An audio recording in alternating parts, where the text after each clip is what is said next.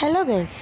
അപ്പോൾ ഇവിടെ രാവിലെയാണ് ശരിക്കും കക്കയിറച്ചിയൊക്കെ കൊണ്ട് ആൾ പറഞ്ഞാൽ ഞാൻ കണ്ടേക്കണം. അപ്പോൾ ഇന്ന് ഞങ്ങളൊരു വൈകുന്നേരമൊക്കെ പുറത്തിറങ്ങി നിൽക്കുമ്പോൾ പുറത്ത് കക്കയിറച്ചിയൊക്കെ ഇട്ട് ഒരു ചേച്ചി വന്നിട്ടോ. അപ്പോൾ ലാസ്റ്റത്തെയാണ് ഇങ്ങോട്ട് വന്നത്. അപ്പോൾ നമുക്ക് 100 രൂപക്ക് മൊത്തം തന്നിട്ടോ.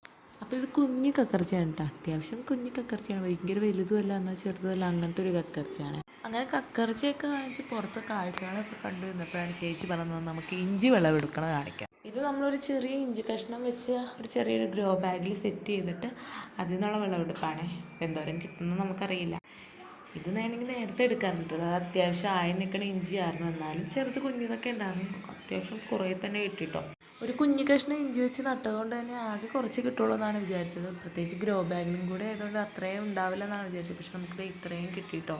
എനിക്ക് ഈ ഇഞ്ചി പിഴിഞ്ഞ് ഉപ്പിട്ട് കുടിക്കുന്നത് ഭയങ്കര ഇഷ്ടമാണ്. എനിക്കത് ഭയങ്കര ഇഷ്ടമാണ് കേട്ടോ. വയറുവേദനയൊക്കെ എടുക്കുന്നവർക്ക് അത് കുടിക്കുന്നത് നല്ലതായിരിക്കും.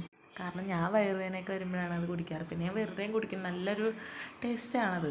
അപ്പോൾ ഈ ഒരു കൈ നിറയെ മാത്രമല്ല, ഇതിൽ കൂടുതലുണ്ട്. ഞാൻ എന്തോരം കയ്യിൽ മൊത്തം നിറയുമെന്ന് അറിയാൻ വേണ്ടി അങ്ങനെ പിടിച്ച് നോക്കിയതാണ്. വേറെ ഗ്രോ ബാഗിലും കുറേ ഇഞ്ചി കാര്യങ്ങളൊക്കെ ഉണ്ട് കേട്ടോ. അപ്പോൾ ഇതിങ്ങനെ ഇഞ്ചി പൊക്കത്തോട്ട് കാണാൻ തുടങ്ങി. അപ്പോൾ അത് അങ്ങനെ വളർന്ന് കഴിയാറായിട്ടില്ല അതിൻ്റെ വളർച്ച. അപ്പോൾ നമ്മൾ കുറച്ച് മൂട്ടിലിട്ട് കുറച്ച് മണ്ണൊക്കെ ഇട്ടു സെറ്റ് ചെയ്തു. കിട്ടിയ ഇഞ്ചിയൊക്കെ നമുക്കൊന്ന് കഴുകി എടുത്ത് വെക്കാമെന്ന് വിചാരിച്ചു.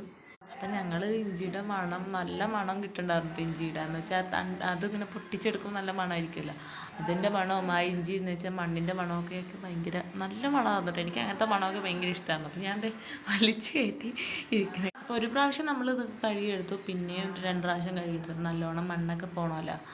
നമ്മുടെ വീട്ടിലിട്ട് 1 മാസത്തിൽ കൂടുതൽ യൂസ് ചെയ്യാൻ പറ്റിയ അത്രയും ഇഞ്ചി നമുക്ക് എന്തായാലും കിട്ടിയിട്ടുണ്ട്. നമ്മൾ ചായ കുടിക്കുന്ന സമയമായപ്പോഴാട്ടെ ഇഞ്ചി വിളവെടുക്കുന്ന കാര്യം പറഞ്ഞത്. അതുകൊണ്ട് ചായയൊക്കെ ഏകദേശം തണുത്താറിയിട്ടുണ്ട്.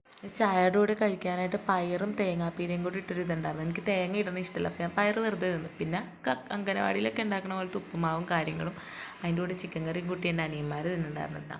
നല്ല ഹെൽത്തി ഉപ്പുമാവാണ്, ഗോതമ്പിൻ്റെ. അപ്പോൾ ഇന്നത്തേക്ക് ഇത്രയൊക്കെ ഉള്ളൂ guys. Thanks for watching and by.